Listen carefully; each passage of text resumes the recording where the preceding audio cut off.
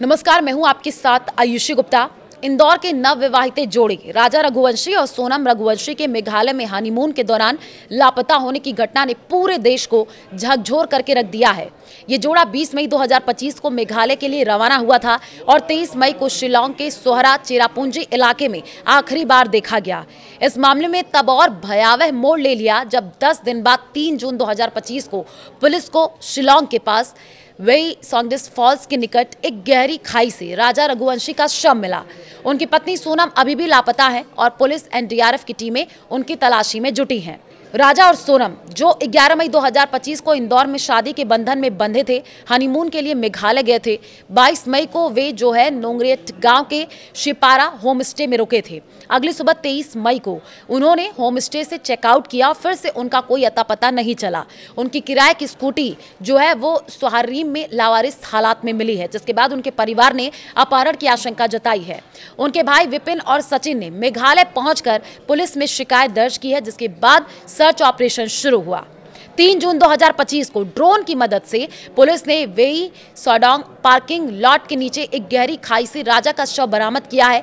उनके दाहिने हाथ पर राजा नाम का टैटू उनकी पहचान का आधार बना। पुलिस ने पुष्टि की है कि राजा की हत्या एक दाव से की गई थी, जो शव के पास से बरामद हुआ। इसके अलावा आपको बता दें कि घटनास्थल से एक सफेद महिला शर्ट, दवाइयों की स्ट्रिप, मोबाइल फोन का स्क्रीन और एक स्मार्ट वॉच भी मिली है, जिसने मामले को रहस्यमयी बना दिया है।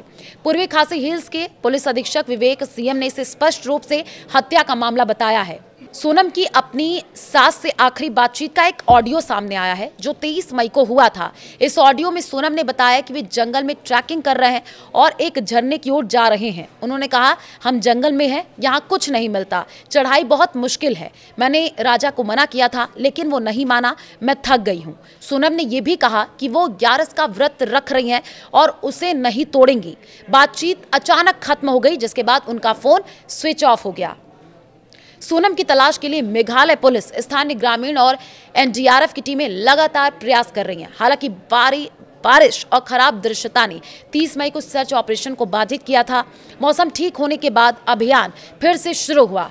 पुलिस ने खाई और आसपास के क्षेत्रों में तलाशी तेज कर दी है, जो करीब 1-2 किलोमीटर तक फैली हुई है।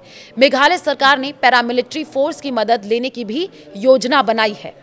राजा के परिवार ने इस मामले की जांच सीबीआई को सौंपने और सेना की मदद लेने की मांग की है। उन्होंने भाई विपिन आरोप लगाया कि कुछ संदिग्ध लोग जांच को गलत दिशा में ले जाने की कोशिश कर रहे हैं। पुलिस ने हत्या का मामला दर्ज किया है और एक विशेष जांच दल का गठन किया गया है। 5 जून 2025 को एक सीसीटीवी फुटेज सामने आया, जिसमें राजा और सोनम 21 मई को शिलांग के एक होटल में दिखाई दिए। ये फुटेज जांच में महत्वपूर्ण साबित हो सकता है। राजा के भाई सचिन और विपिन रघुवंशी ने इस मामले को अपहरण और हत्या का मामला बताया है। सीबीआई जांच की मांग की गई है। सचिन ने कहा कि शव इतना सड़ चुका था कि चेहरा पहचानना मुश्किल था। राजा की अंगूठियां, चेन और बटुआ गायब है। यह आत्महत्या नहीं बल्कि लूट और हत्या का मामला है। मेघालय पुलिस मामले को दबाने की कोशिश कर रही है। परिवार ने स्थानीय होटल कर्मचारी, गाइड और स्कूटी किराए देने वालों पर संदेह जताया और सख्त पूछताछ की मांग की है। इंदौर में रघुवंशी समाज ने पोस्टर लगाए, जिसमें लिखा था, मैं मरा नहीं, मुझे मारा गया। इंदौर टू मेघालय शिलांग। पुलिस की कार्रवाई और सवाल। मेघालय पुलिस ने इस मामले में हत्या और सबूत मिटाने का केस दर्ज किया है। विशेष जांच दल एसआईटी का गठन किया गया है, जिसका नेतृत्व एसपी हर्बर्ट खारकोंगोर कर रहे हैं। पूर्वी खासी हिल्स के एसपी विवेक सीएम ने कहा, यह हत्या का स्पष्ट मामला है। हमने हथियार और कुछ सामान बरामद किए हैं। सोनम की तलाश जारी है। पुलिस ने होम स्टे कर्मचारी, गाइड और स्थानीय लोगों से पूछताछ की है, लेकिन परिवार का आरोप है कि गाइड से सख्ती से पूछताछ नहीं की गई।